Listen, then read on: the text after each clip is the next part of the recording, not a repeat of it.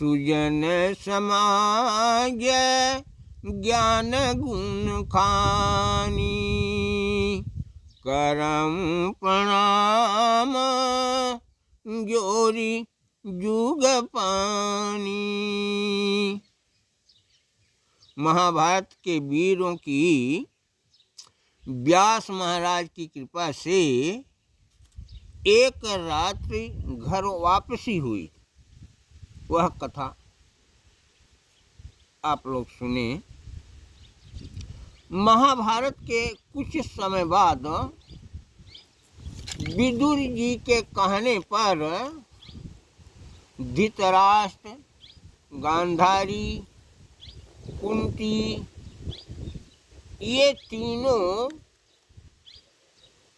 तपस्या करने के लिए जंगल में चले गए। गांधारी और कुंती अपने पुत्रों के विछोह को भूल नहीं पाई थी।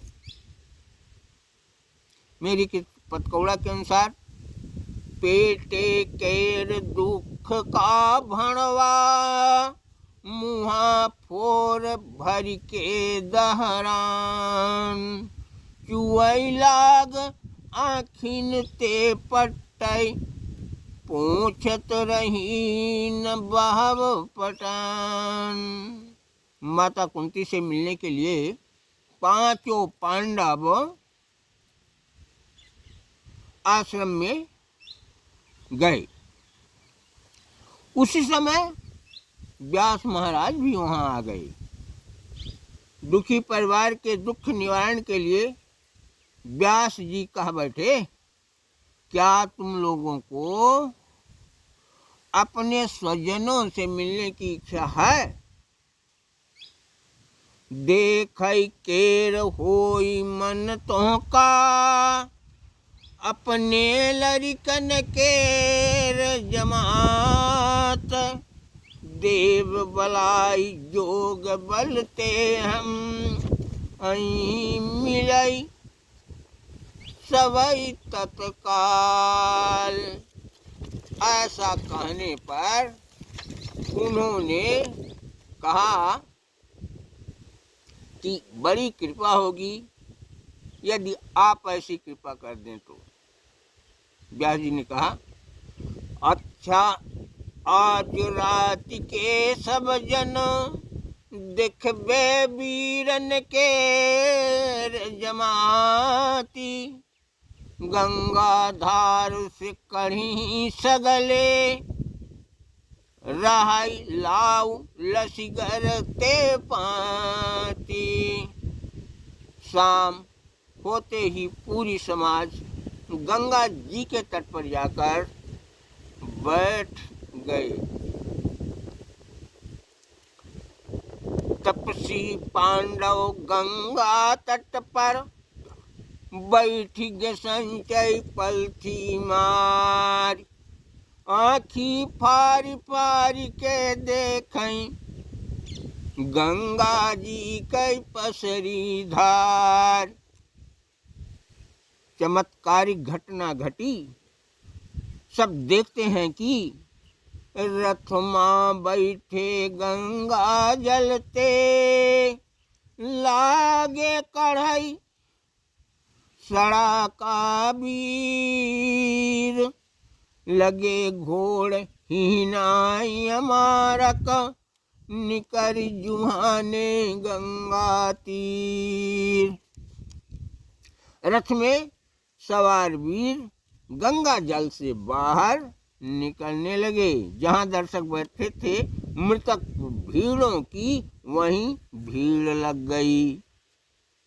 कर्ण, द्रोण, भीष्म पितामह, अभिमन्यु, दुर्योधन अपने सभी भाइयों के साथ वहां पर उपस्थित हो गए। सब एक दूसरे से मिलने लगे, एक दूसरे से लिपट जाते थे, सबों से मधुर प्रेम दर्शाते थे। यह क्रिया शुरू हुई और कुंती ने देखा कि कर्ण वहां आए हैं। तो दौड़ पड़ी। लड़का का छाती से अपने बरबस वाली सी लपटाई, सूंघिस मूड़ लिहिस पुनि चूमा, रुधिगा गला बोल नहीं जाए, रुधिगा गला बोल न जाए। इतने में ही धर्मराज आ गए। कर्ण को उन्होंने साष्टांग प्रणाम किया। कर्ण उन्हें छाती से लगा लिए। सभी पांडव अपने भैया कर्ण से सप्रेम मिले। प्रेमास बहने लगी। मुंह से कुछ बोल नहीं रहे थे। रुधिगा गला बोली न आबई, हड़बड़ाई के ले उठाई, 5 ते छाया होई गे भाई, करिन प्रेम न बरन जाय।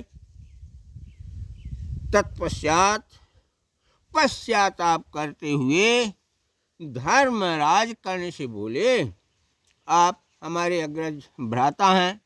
जब तक आप इस धरा पर रहे जान नहीं पाया। जब स्वर्ग सिधार गए तब मालूम हुआ। अनजाने में न जाने कितनी बार आपको बुरा भला कहा है, जड्डबाणी का उपयोग किया, अनुतर बोला, भूल चूकते कटे अमार को, छाती फटी जाती है मोर, अनजाने बतियात रहन तई, जड्डे अनुतर अट्टाटोर। हम सब भाई आपको सूत सूत कहकर अपमानित भाषा बोलते थे। माताजी ने इस गुप्त रहस्य को गुप्त रखकर निंदनीय कार्य किया है।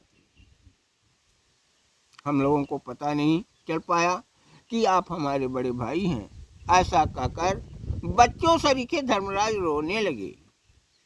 उन्हें छाती से लिपटाकर सिर पर हाथ फेरते हुए, इसमें किसी का दोष नहीं है, यह मेरे भाग्य का फेर है। जौन लिखा है भाग्य मजे के, तारी सकई नहीं ओका को, जौन रहा मंजूर दऊ का, होएगा उआ न दादूरो। धर्मराज तुम समझदार हो, तुम्हें समझाना उचित नहीं है। अपने कर्तव्य पथ पर आगे बढ़ो। सत्य और धर्म पर निष्ठा रखने वालों की भगवान भी सहायता करते हैं। धृतराष्ट्र गंधारी अपने सभी पुत्रों से मिल भेंट कर सब साथ बैठकर बातें करने लगे। बाप और महतारी जमरे कौरव बैठ रहे बतियात, खुशहाली कर उमरी बहुत कम, बातिन बात चली गई रात। जिस तरह गंगा जल से निकलकर सब बाहर आए थे, उसी तरह रात बीती तो होते ही वे सब गंगा जल में प्रवेश कर गए। गंगा ते निकरे तई जैसनो, तैसे घुसे उहन सब जाय। बपुरे ठाढ़ निहारत रही गे, सपने केर सुख उपाय। धर्मराज, कुंती, गांधारी सभी पांडव गंगा तट पर खड़े उन सभी आगंतुकों को जल में प्रवेश करते हुए एक टक देखते रह गए। धर्मराज एक टक निहारत गुनगुनात रह गे ऊठाड़। जऊन लिखा है हो निछक कई मिटई न ब्रह्मा कई मसिगाड़।